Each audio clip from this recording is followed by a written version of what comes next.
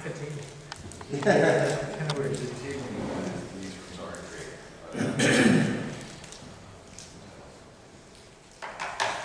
Just give another minute, just give people a chance. Sure. Dean, Jada, what do you want? I can come for a couple minutes at some point, and then I got to split. I mean, it's already packed up there, so. I guess No, you gotta be there. You guys recording this? Yeah. we're trying. Yeah, so you can get up. Good.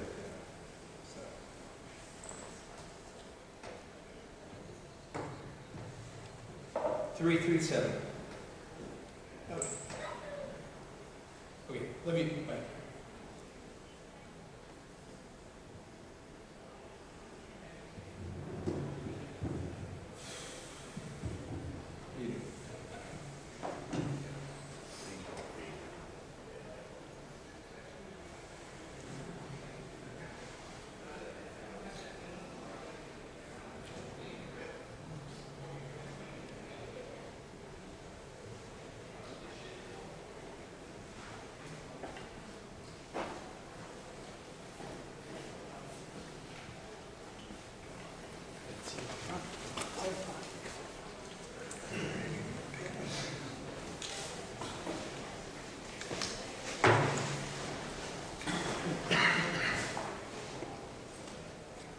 I'm going to start.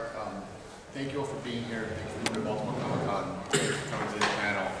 My name is Bob Harrison, and I'm going to do my best to stay out of the way. This is not about me in any way, but I do want to get us started. You know, obviously we're here to remember the life of John Cassaday and to talk about what he meant to some of us and what he meant to this industry. I'm going to share my bit of John Cassaday in that I may have met him once. I may have asked him to sign something, but I never actually had a conversation with him. That doesn't mean he didn't affect me or my sensibilities.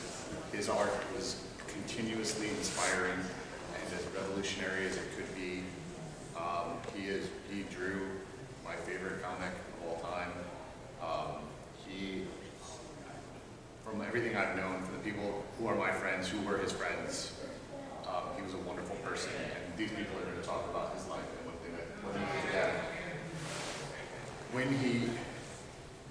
When he passed, it was shocking to me, and I reached out to some of my friends when I was sitting in the audience, and I knew he knew him, and I told him the story that I had never met him, that John was this beautiful, amazing artist that I was just too enamored and afraid to, like, I don't want to screw anything up. Like, what does he have to hear from me?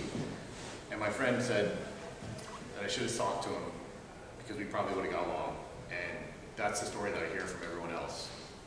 The other quick story I want to share is another friend of mine had met him for the first time last year in New York.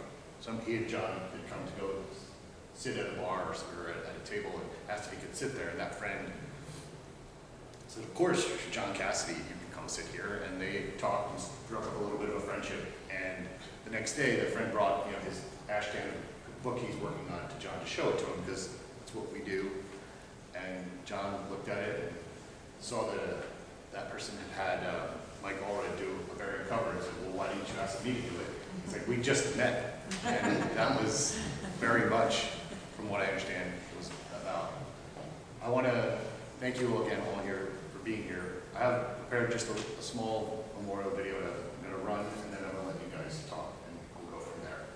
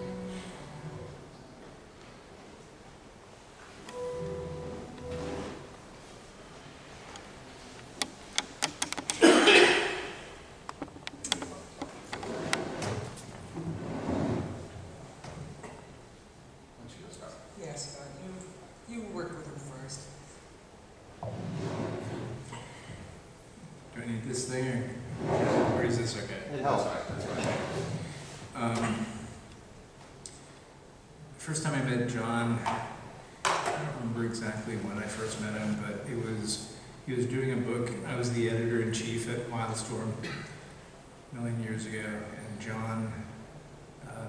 Jeff Marriott was doing a book called Desperados, and he had become aware of John's work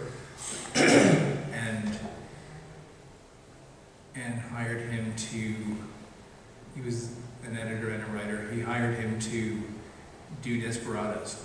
And, you know, I remember looking at the first issue and thinking, oh, this guy's pretty good. And then around issue 3, I remember going into Jeff's office because he was talking about doing a sequel to Desperados. I went into Jeff's office and I said, Jeff, I'm sorry, he's not doing the sequel. And Jeff was a little bit mad, but he got over it. I said I was going to put him on something else. And that something else was the relaunch of Wildcats. I called up John.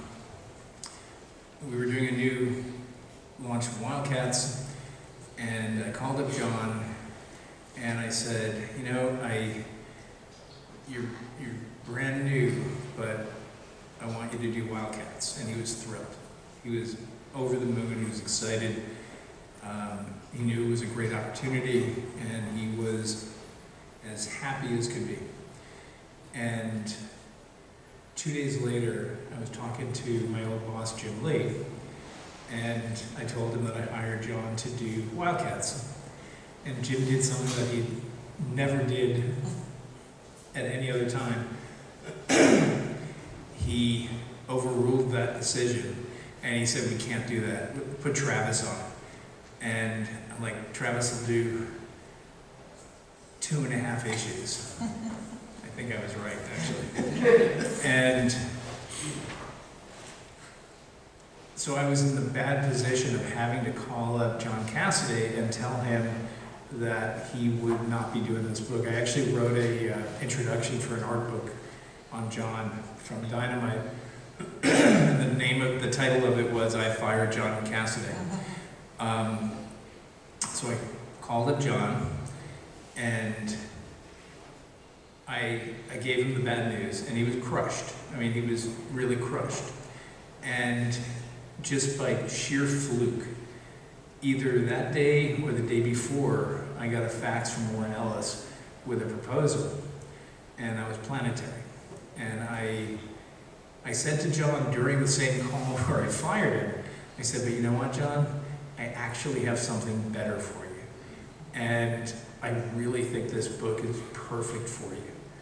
And he was like, okay, send it to me. And so I faxed it to him, and I got a call back from him in half an hour. And he said, this is incredible. I have to do this book. I have to do this book. And so I hired him. And coincidentally, John actually had been communicating with Warren and had shown him his work. So they were actually talking about doing something as well. But I didn't know anything about that. And so when I told Warren, he was like, oh, John Cassaday, sure, of course. And then he did Planetary, and he was absolutely perfect at it. It was 27 issues plus a preview story, a couple of crossovers. One of them was a Batman Planetary crossover. And, I did a lot of stuff with Warren Ellis, and Warren, I think, is a really good writer. But I think that Planetary is the best thing he ever wrote, and I think that part of that is because John inspired him so much. But anyway, and I just want to say that John and I became good friends, and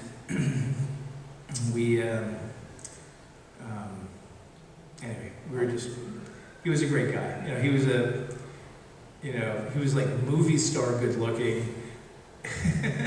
He'd walk into a bar and just women would gravitate towards him, and he was but he was the sweetest, nicest guy. And I feel bad because I I used to tease him a little bit. You know, he would always say something like, I just want to find the right girl. I just want to find the right girl. I'm like, yeah, sure, John. And but he did find the right girl finally. And that's it. I'll let other people talk. I just wanted to, actually, Scott Dunbier, who was editor at Wildstorm, Albert Moy, who was you're John's art dealer. And a good friend. And good friend, yes, very good friend.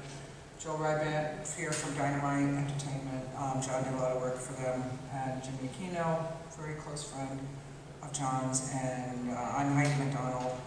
I met John, I'm next, I think. I don't know what this is. But anyway, I met John at DC Comics when I was working as an editor there, and he was drawing Planetary. And, you know, this doesn't exist anymore because comic book companies don't even have offices, but every editor had an office, and it was like, you know, a grand tour. Like freelancers would just come and hang out in editors' offices, and I mean, that's really how you spent half your day. It was like talking to people. So, you know, John came by, and I knew him from around, and we shared a lot because I was editing Transmetropolitan, which Warren was writing, and John was drawing Planetary, and you know, I think it's pretty incredible that Warren Ellis was writing these two books at the same time because they were both pretty incredible. And he didn't make his deadlines. Is that right, Scott? Warren? Oh, Warren? Oh, God. And Warren. Yeah. So yeah, and with Planetary, the schedule became a very, very vague thing as the book went on. But with Transmet, it had to come out every month, and it was a tremendous strain. Anyway, John and I bonded over that experience, and you know, I mean, like everybody mentions John's movie star looks, and I think he was in my office, and you know, we were talking about art and something, and I think I said, you know, oh well, you know, me and Trish Mulvihill, who's one of my best friends, and we knew each other also. You know, we're going to the Guggenheim, we're going to go see this Brazilian art show. He's like, oh, I'd like to go to that. And I was like, what is happening here?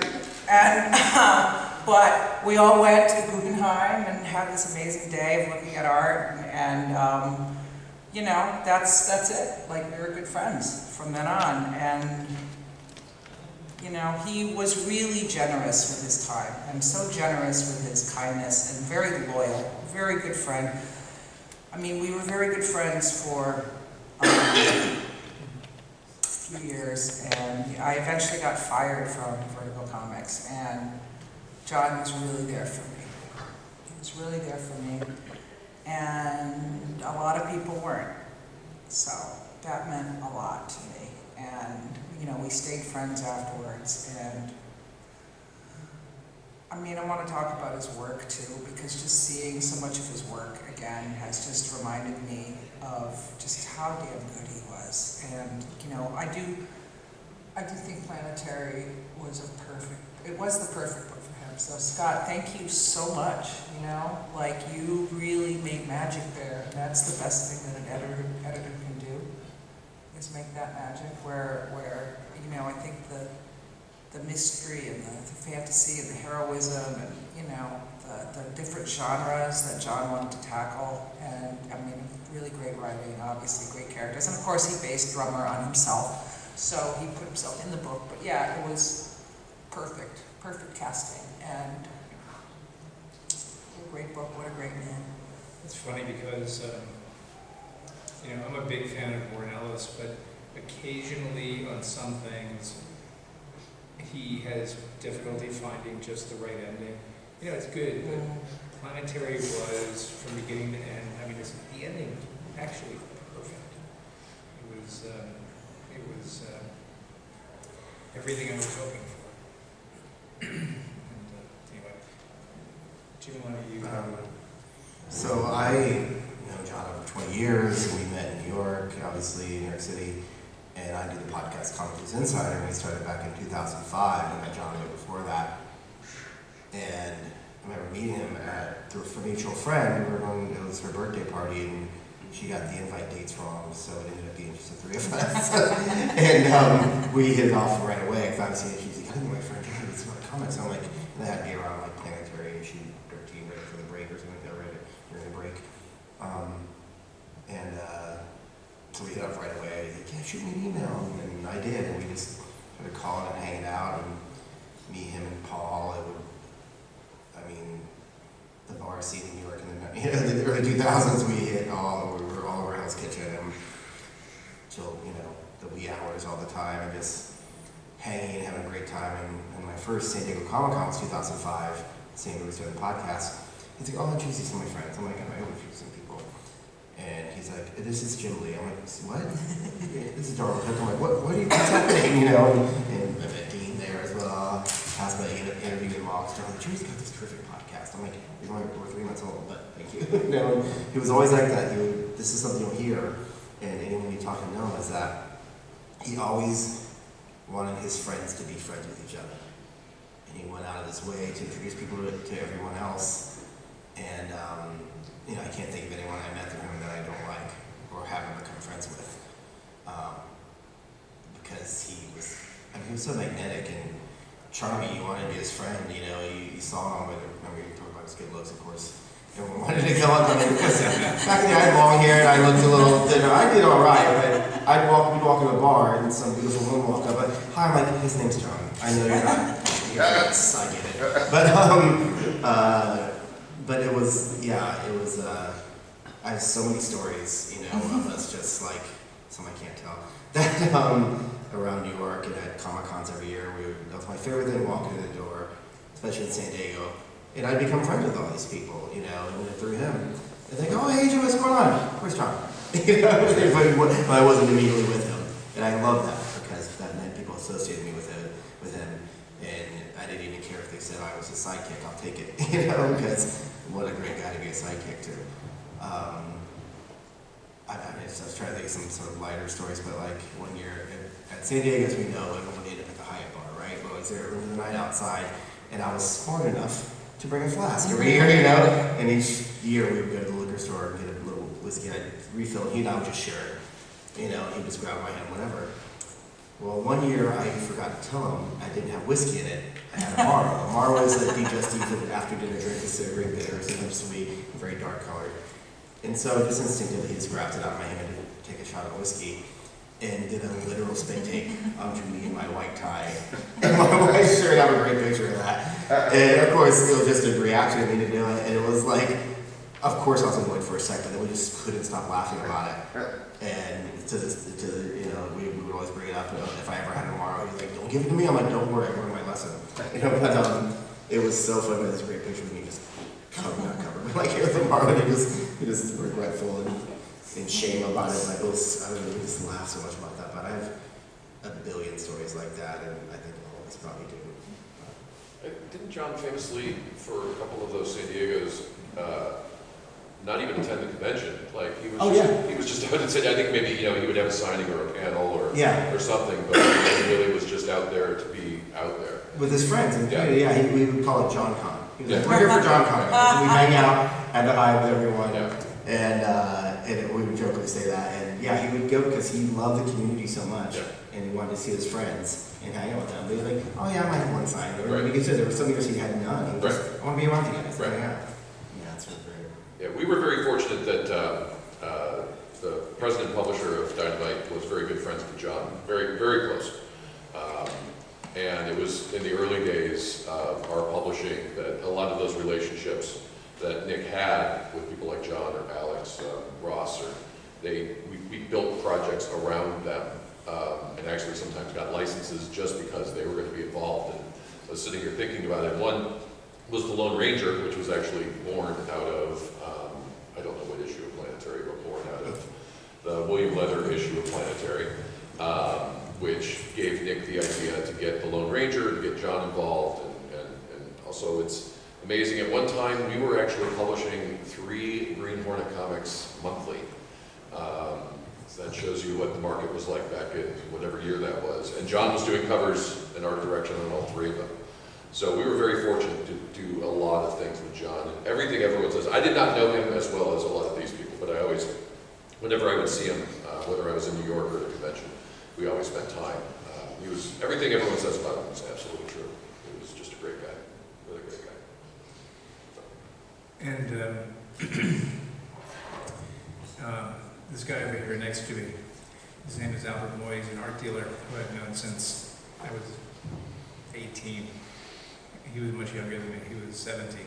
And Albert, he is one of the premier art dealers, but he handled John's art for a long time, but they were also very close. So I know you were really, you didn't really want to be here, but yeah, I'd like you to speak. Yeah, Scott introduced me to John. Scott told me he had an artist that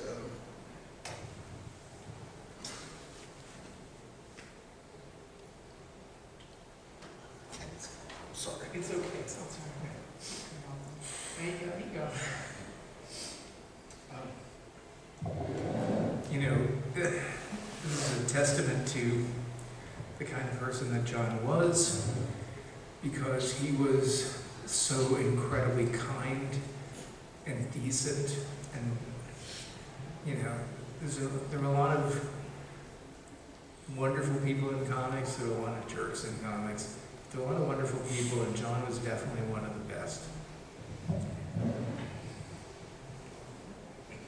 And not to mention his artistic talent. I mean, we're talking a lot about him as a person, but he was just, I mean, we touched on it. He was just an amazing artist. Dean, you want to?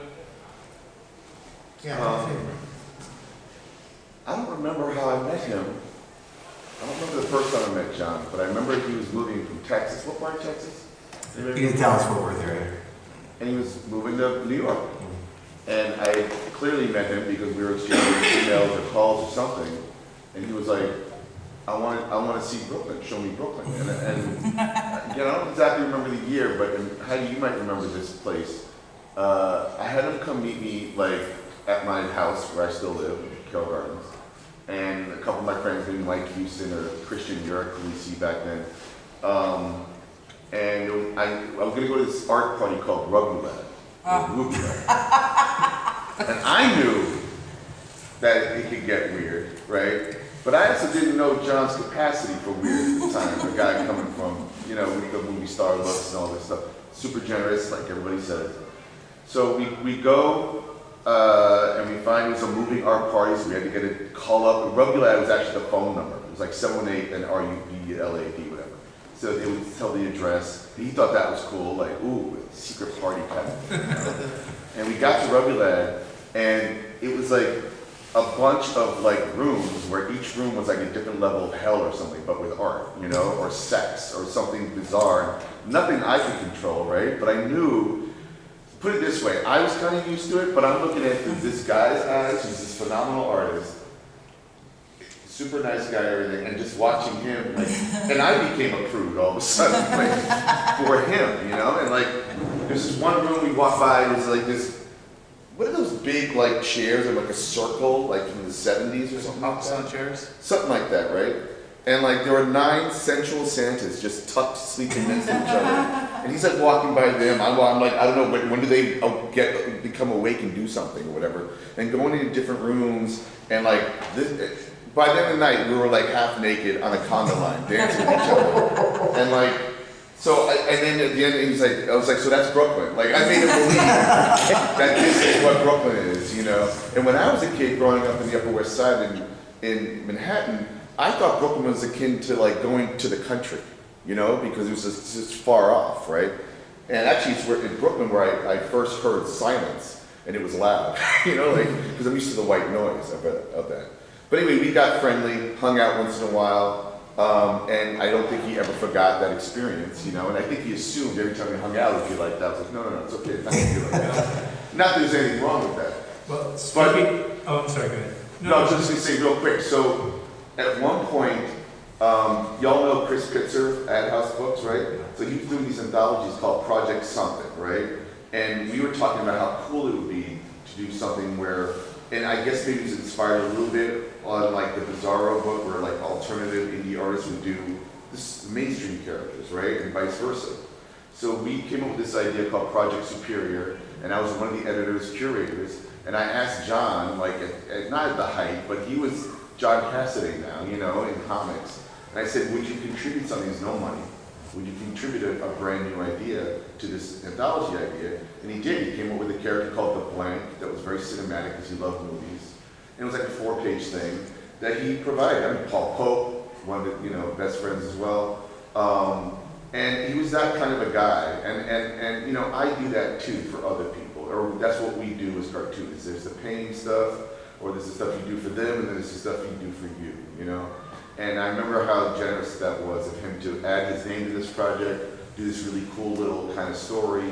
And, you know, we would trade emails, and the thing that's weird about, and this is true even with Heidi, like, I see Heidi probably outside of New York more than I see her in New York. Same thing with the John Cassaday or Paul Pope. And I remember it was a couple of Baltimore Comic-Cons ago where we're at a bar at the, you know, in the hotel. And I think it was Paul Pope that introduced the idea of mini Picassos. You know what a mini Picasso is? Anybody? So me, John, and Paul would try to get free drinks by drawing like a Batman on a napkin. That would be a mini Picasso. Like, you know, basically this is worth more than the drink we were getting back type thing. You know? If you guys don't know the story, Picasso used to go to restaurants and write a check, and then they would cash the check. They would cash the check. Same idea, right? So. Picasso was a jerk. The opposite of John. Yeah. But I mean, you know, he was just a lovely person, you know, adding to the choir here. And I can't believe that he's gone. I cannot believe that right now. I don't. And Jimmy was there, and thanks Jimmy for giving me the heads up. I just, you know, just other day, I don't know if it was the day after or the day of that John collapsed, but I was on a bus coming home from Maine. It was Labor Day, the Tuesday after Labor Day, and on the west side where he lived. I knew. God damn, it was this month. I know. It's only been a couple of weeks. It's really incredible. And I knew where he lived. I never went there, but I knew he lived in that part of town. And of course, I was like, oh, that's where John lives. And I mean, I saw him last, like at New York Comic Con at your birthday party, and I was hoping to see him here. But really had this really strong, like, just emotion about seeing him and wanting to reconnect, because you move on, and that's what life is all about, all these motions and circles and everything. But I just had a really strong feeling about seeing him, and then Jimmy texted me the next day to say that he was in the hospital. I mean, I just do want to say that if there's ever a time when you should set aside some, issues and just reach out to the people you love. And we keep hearing about the generosity of, he was obviously very generous with, just like constant giftings to his friends, but just his time and you have a billion fun stories, we all do, but he also would be there, like as Heidi said, if you needed that, I had a really dark time, really one night I was really, really, really down. I know many of us, we suffer from depression and anxiety, and I just said, I need to see you or talk, and he was like, meet me here in 10 minutes, and he was already there, and I spent the entire night crying into his arms. He didn't care, he wasn't embarrassed, we were in a public place at a bar, he just held me, and he listened, and talked to me, and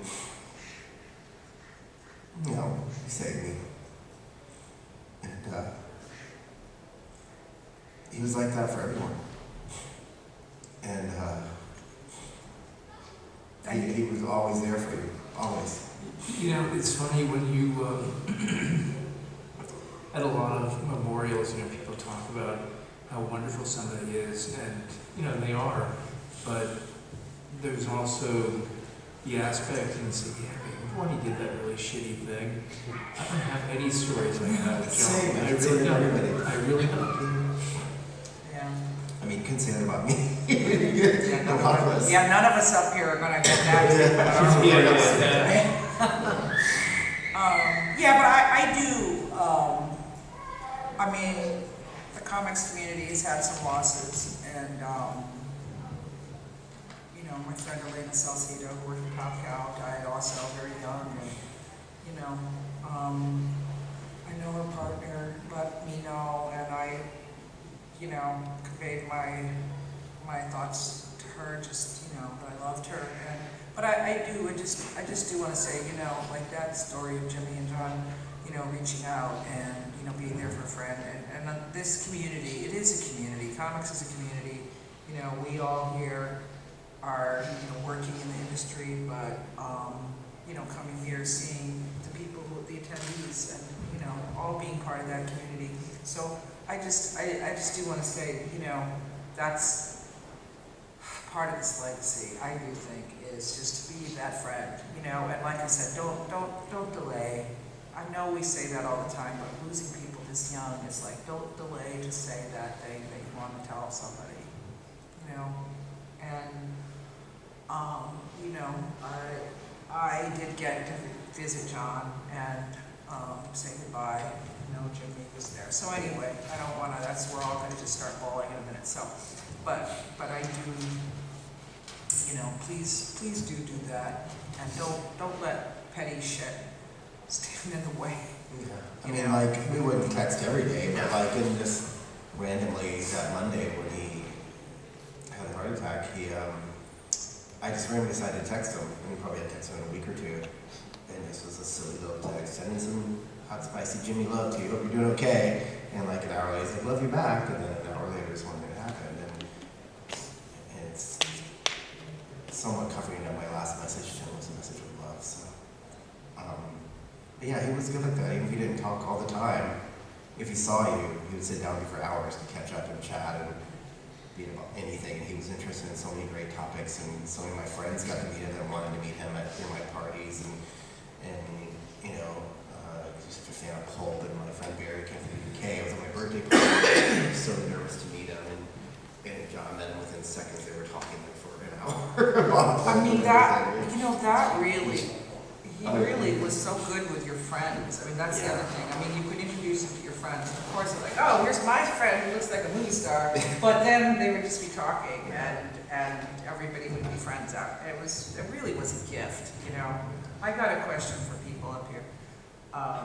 Aside from Planetary, what is one of your favorite John Cassaday comics? Or You know, I kind of like the X-Men they did with, you know, I mean, the covers were outstanding, the stories were great. I also want to point out, unfortunately, there is somebody who isn't able to be here, and that's Laura Martin. Laura Martin was John's colorist forever. You know, she started coloring and stuff at Wildstorm, and then when she left Wildstorm, she continued to color his stuff, and I mean, it was a very rare exception for her not to color something by John, because John and her had a very good rapport. And what's really funny is, you know, if you look at some of John's originals, it used to be so funny when pages would come in, because, you know, this is back before digital, and so, you know, John would send in the pages, and I'd look at them, and there'd be like, you know, there'd be a character like, you know, a little character here, and there's like a gluey white page, nothing else around it. I'm like, oh, Laura's gonna make this sing, you know? And she did, you know, and she really did. But you know, John was one of those artists who could see the whole thing. You know, he could see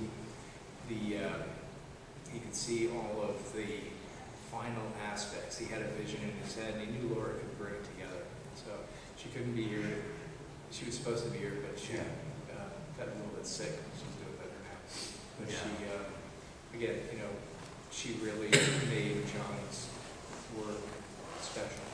Yeah, he only wanted her to do his work.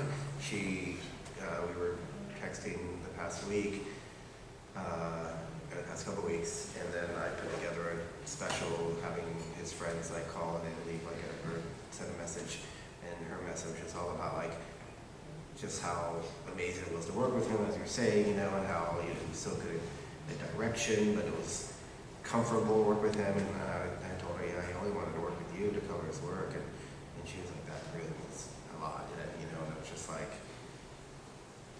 he was loyal to his friends, you know, and people he worked with, and it shows. You wanted to do your best work with him. Yeah, that's what she said. There's something about his art, we talked about that, X-Men, I think is, I was agree with Scott, there's something, he opened a page, the canvas was bigger, and he felt like you were, you know, in a John movie, flying a helicopter through the page, and you know, it was anything like it. And the strength that he portrayed in characters like that famous, you know, the X-Men, it's out there walking through, like you can feel that power in that image. The image of Kitty in closets, my God. That's, yeah, Jesus we all know that. Christ. That's Hall of Fame level stuff. But the other thing I wanted to say, if I could just interject, you know, kind of how you and I were talking last week about this industry, and we lose people all the time, just like any other place. And sometimes their life's well lived. You know, we've lost some greats over the last year, but something like this, when this happens to somebody like John, who's my age, you want to take those minutes that you can to meet the people that you want to do. I was looking forward to him being here too, because I thought maybe I could get him on the panel and finally get a chance to meet him. And thank you guys for being here and sharing the stories you've been doing. I mean, John was funny because, like, he didn't like doing panels, right? He didn't like doing interviews, He didn't yeah, like he liked doing his work to the speak for public itself. thing, yeah, he liked to do it one-on-one. He would Like early on, he came on the Yeah. podcast several times just to sort of like, Yeah. we were just starting out, I was a friend would support me. But after a while, I just knew he didn't want to, he let us, you know, find our own feed. He would, you know, always bust his chops. I'm like, okay, every 100 episodes, come on, you know? He's like, it's fine, you don't need me on there. Yeah, he just was like, it's my work. People don't hear me talk about this one. Look at it. I'm like, well, they do, but okay, no problem. Yeah. Does anyone else have any thoughts about his work, or anybody want to share Mitch, anything? do you want to say something? Oh, yeah, so I loved his work for a while, and I've never been able to catch up with him at any con. Finally caught up with him 5-6 years ago in Michigan, Milwaukee, Michigan, I think it was. He was just at a table on the side, and they're like, he's there. You know, I had my books, I knew he was coming. Finally got up and like, I want to say what I want to say. But I appreciate it, like, told him I loved his work. And I go, the one thing he always got me is every time I flipped the page was looking at the eyes. There's something about how you draw eyes that tells, I don't need to look at anything, it's just the eyes. And then you would go, no, the eyes are the window to the soul, that's why I start there. And then you go from there. And then we talked for a bit, which is nice. My only complaint was he's so tall, my neck hurt. It's like, yeah, I just really got to bring my head down. But yeah, that one and only interaction I've had, that was fantastic. Because I was hoping to get here, so the last few weeks I'm like, which one do I bring? Which one? I'm picking out my books. Yeah. Because every now and then, like I do, just digging in the boxes, you find that one variant of his I've never had, I've never seen. I'm like, this is it. Next, you know, you find something. But yeah, I'm glad you guys put this together. So thank you. Thank you. I have a question. He was working on something. Anybody know about that? You want to talk A about that? little, but yeah, not much. I think you know. Albert, do you know? He was working for something for humanoids. It's called Mad Shadow. And That was John's email name, by the way. Yeah. Yeah, Jay Manchado, yeah. yeah, I think it's like, he did a lot of it. I think it's like maybe 60 or 70%. Sorry, I haven't seen any of it. He wouldn't let me see it. Yeah. Just, And it was very interactive or something, like multimedia? yes. He said it was a multimedia thing. He wouldn't, again, I didn't see any Sure. parts of it, but he was very proud of it. And it was almost done. Wow. So I hope humanoids, you know, would put something together and maybe put it out. I know he has several scripts that he's done, so Right. hopefully an editor. Is there an artist that you love that could finish the work for him? There's probably a lot of artists that will Yeah. when there to help him out. Mitch, do you want to say anything? Yeah. Well, I knew my mom was, I don't know if many people know this, but my mother was, she's 86 and she was the president of the John Cassaday fan club. Because he anointed her that. He was at my show, and I don't, you guys probably know better than me, but John was never punctual sometimes. And he was running late for his signing. And I do a show up in Connecticut. My mom is 85. She comes every year, so she's sitting there.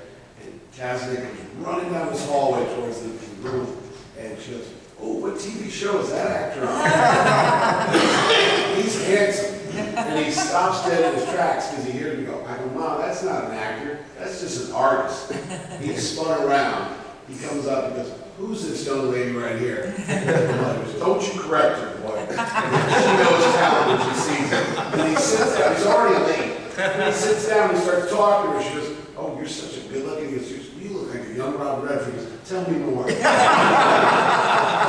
she's like, "Love, he should really be on TV." I go, stop, don't do it anymore. I go, "He's got to go sign. There's people waiting." He goes, "What's your name, Joan?"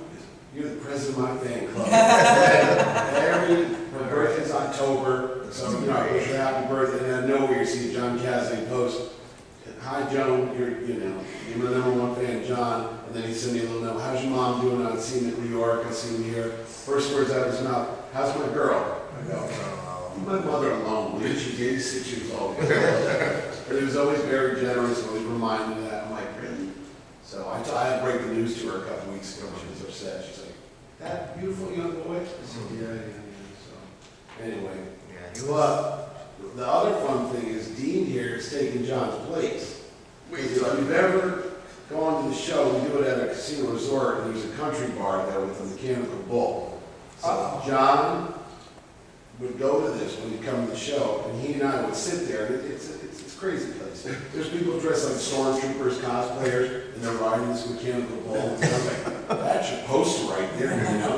So people would get thrown off of it. So one day he gets a napkin, and he gets a marker or a pen, he starts writing numbers like we're at the Olympics. So every time someone would fall off, he'd put like an 8-0 or 7-0 or something like that. So he wasn't there. And before all this happened, who shows up? I go, well, Cassaday's usually here, but he's not here this year. So now Dean is now anointed his replacement because he happened to find his way, and he's watching people get thrown off the mechanical bull. So. Started with Rugby Lad and went to a roadhouse. So he'll always be there. I was thinking about it. As long as you're there, John's there in spirit, watching the drunken fools get away. And I said, "John, why don't you get on that? You're from Texas." He goes, "I might be from Texas, but I'm not stupid." He was really funny. Like, people don't realize how funny it was. Right, he was funny as hell. Yeah, you're smart as something. I'm not gonna speak down. Sorry, that'll be for the memoir. Yeah, he really wanted to be at this show. I mean, I was talking to him about getting together. I was supposed to pick him up, bring him to the show, but he really loves the show. He loves Baltimore. He really wanted to come there. So, yeah, he really wanted to be at this show. So,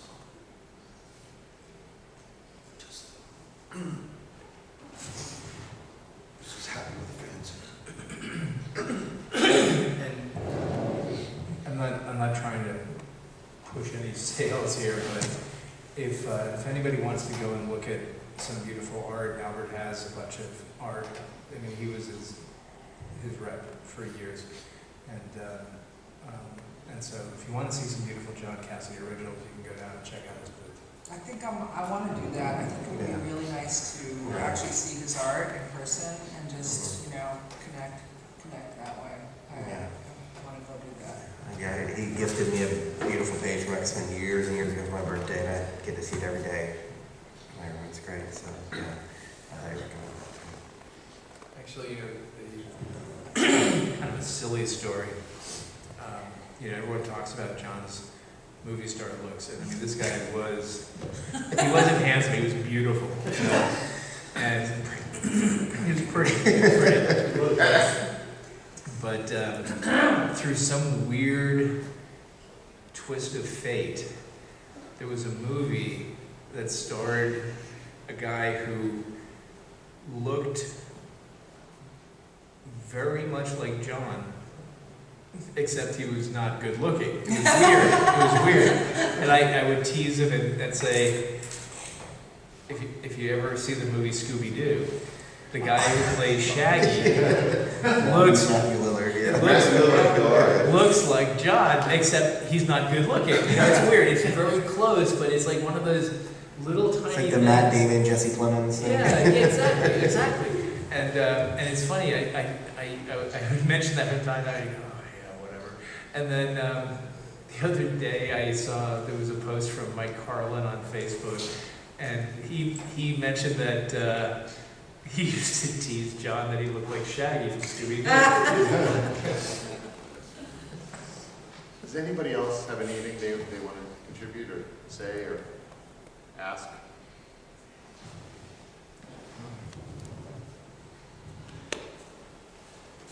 So I don't know John very well. I frankly don't know him, but when I was starting to get back into comics, and I would go to Big Apple Con, and I didn't know John's work except he started doing Captain America, and that led me to read Planetary. But I saw him, and I go, oh my God, I had a little bit of hero worship. I looked at him, he looked at me, and I turned away and walked away. And I go, okay, I'm not gonna. But Albert had him signing at Baltimore Con last year, I believe. Was it 2 years? 2 years ago, okay. And I had purchased a cover, one of his Dynamite covers with Green Hornet and Shadow, because I like all heroes. And I saw he was going to be here, so I brought it to him, signed. And what I do remember is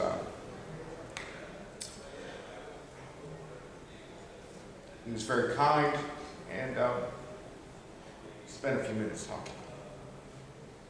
Very nice guy, despite him having a lot. Yeah, he would do that a lot.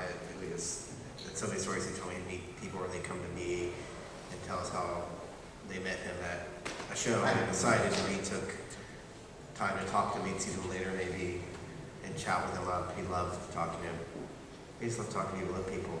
You know, he was always very generous and kind with his time, as we've said. Yeah, I'm glad you got to meet him and talk to him. In 2006, I was flying from New Jersey to Singapore. It was the longest flight you could take at the time. And I had the first 12 issues of Astonishing X-Men with me. And I saved them up because I wanted to read them all at once. It was me and the other guy. And I was reading them, and I put them down. And I saw this guy going like this, the covers. This, and his name was Aaron, because we got to be friends for a while. Because eventually he said, can I take a look at those? And we were reading them on the way to Singapore, and it was just those covers. That was just compelling. Probably like the third one, he's like, and then he just started to read them because of the covers. And that's how compelling those covers were. Captain America covers are beautiful too. Oh my God, man. Well, thank you all for being here. Thank you for This is hard for you guys. Thank you all for doing this. You know, we put this together kind of last minute, and for you guys to be here. We just felt it was important